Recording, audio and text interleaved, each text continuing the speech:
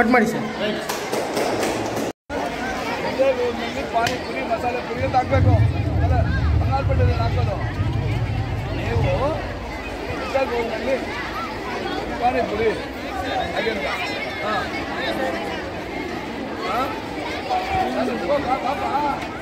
ಆಮೇಲೆ ಏನು ಆಗ್ಬೇಕು ಅದಕ್ಕೋಸ್ಕರ ಅಷ್ಟೇ.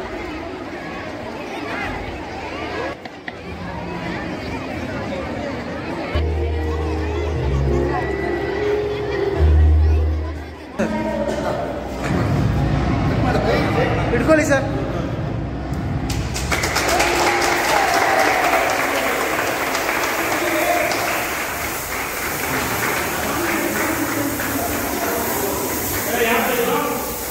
ವರ್ಷ ಕೂಡ ನಾನು ಮಾಡೋ ರೀತಿಯಲ್ಲಿ ಇವತ್ತು ಕೂಡ ನಾನು ಅದ್ದೂರಿಯಾಗಿ ಮಾಡಲಿಕ್ಕೆ ಎಲ್ಲರ ಪ್ರಯತ್ನ ಮಾಡಿದ್ದೀರಿ ಮಕ್ಕಳು.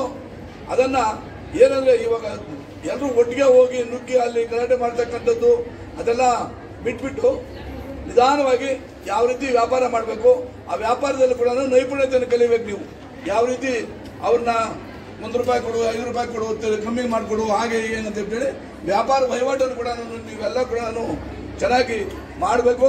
ಅದ್ರ ಜೊತೆಗೆ ಹೆಚ್ಚು ಒಂದೇ ಸಲ ಎಲ್ಲೋ ಒಂದು ಹಾಕೋಗೋದು, ಅದು ರಶ್ ಆಗೋದು, ಇದಾಗೋದು, ನೀವೇ ಅದನ್ನ ಡಿಸ್ಟೆನ್ಸ್ ಮಾಡ್ಕೋಬೇಕು. ಅಥವಾ ಬೇರೆ ಶಾಲೆ ಮಕ್ಕಳು ಬಂದಾಗ ನೀವು ಪಕ್ಕಕ್ಕೆ ಬರಬೇಕು, ಅವ್ರಿಗೆ ಅವಕಾಶ ಕೊಡಬೇಕು. ಬೇರೆ ಶಾಲೆ ಮಕ್ಕಳು ಬಂದಾಗ ಅವ್ರಿಗೆ ಅವಕಾಶ ಕೊಡಬೇಕು, ನೀವು ಪಕ್ಕಕ್ಕೆ ಬರಬೇಕು.